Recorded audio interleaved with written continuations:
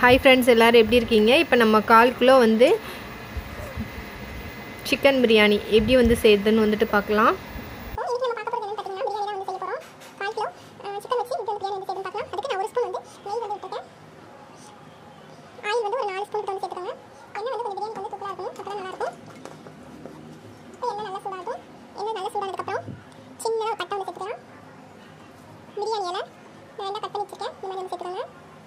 கிராம்பு ரெண்டு வந்து சேர்த்துக்கோங்க.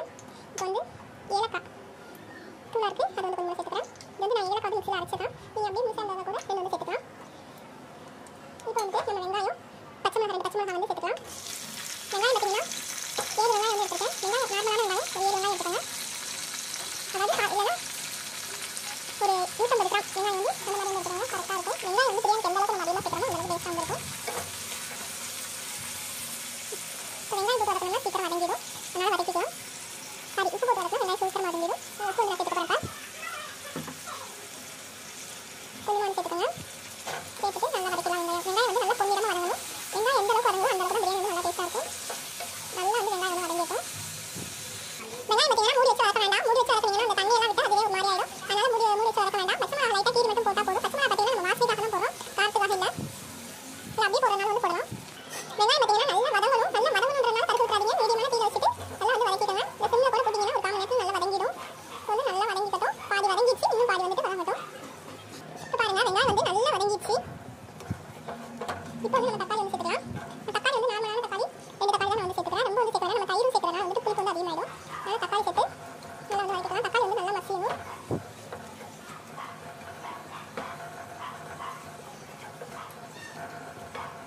நல்லா மசியட்டும். இப்போ பாருங்கள், தக்காளியும் வந்து நல்லா வதங்கிடுச்சு, எண்ணெயும் நல்லா பிரிஞ்சு வந்துச்சு. இந்த ஸ்டேஜில் நம்ம வந்துட்டு இஞ்சி பூண்டு பேஸ்ட் வந்து சேர்த்துக்கலாம். இஞ்சி பூண்டு பேஸ்ட் வந்து ஸ்டார்டிங்லேயே சேர்க்கக்கூடாது, கடைசியாக தான் சேர்க்கணும், இல்லைன்னா பிடிச்சிடும். இன்னும் புதினாவையும் கொஞ்சமாக சேர்த்துக்கலாம். நம்ம செய்கிறது பார்த்தீங்கன்னா 1/4 கிலோ கறினால வந்துட்டு எல்லாம் கம்மியாகவே சேர்த்துக்கணும். புதினா வந்து அதிகமாக சேர்த்திங்கன்னா புதினா சாப்பிட மாதிரி ஆகிடும்.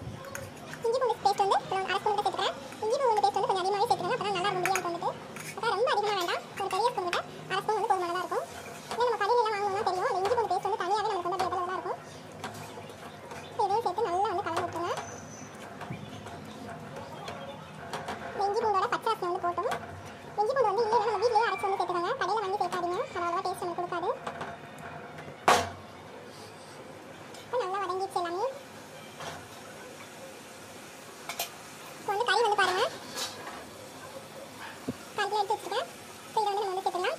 இந்த மாதிரி எலும்பு கறியாக வாங்கினீங்கன்னா நல்லா வந்து உங்களுக்கு வந்துட்டு டேஸ்ட்டாக இருக்கும். கறியில் பார்த்தீங்கன்னா மசாலா வந்து சேர்த்துருக்கேன். மிளகாத்தூள் தான், வேறு எந்த மசாலாவும் சேர்க்கல, மிளகாத்தூள் மட்டும் தான் சேர்த்து கொஞ்சம் உப்பு கொஞ்சம் தயிர் போட்டு பிசைஞ்சு வச்சுருக்கேன். இந்த மாதிரி வந்து ஒரு 2 ஹவருக்கு வந்து ஊற வச்சு நம்ம சேர்த்தோம்னா அந்த நம்ம ஹோட்டலெல்லாம் வாங்குற மாதிரி அந்த கறிலாம் பார்த்தீங்கன்னா நல்லா சாஃப்ட்டாக வந்து கிடைக்கும். எலும்பு கறியாக நான் வந்து போட்டுக்கிறேன். எலும்பு கறி தான் பார்த்தீங்கன்னா நல்லாயிருக்கும்.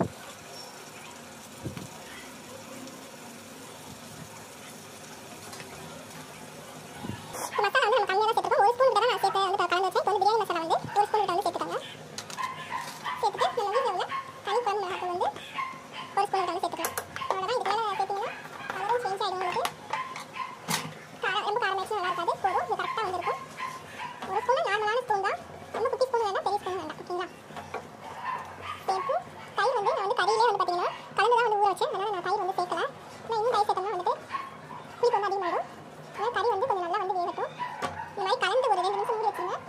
கறியிலே வந்து பார்த்தீங்கன்னா உங்களுக்கு வந்து தண்ணி வரும். அதுக்கப்புறம் இன்னும் தண்ணி ஊற்றி நல்லா வந்து கொதிக்க வச்சிடலாம். இப்போ வந்து மூடி வச்சிடலாம். டீ பார்த்தீங்கன்னா மீடியமான தீ வந்துடும். இப்போ பாருங்கள், 2 நிமிஷம் ஆச்சு, ஓப்பன் பண்ணி பார்த்துடலாம்.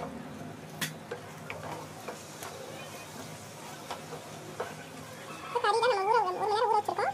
இப்போ நல்லாவும் கொஞ்சம் ஓரளவுக்கு வந்து வதங்கிட்டு இப்போ வந்து நம்ம தண்ணி வந்து சேர்த்துடலாம்.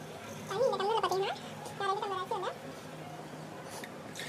1 டம்ளர் தண்ணி அரிசிக்கு 1 டம்ளர் தண்ணி வந்து சேர்த்துக்கோங்க.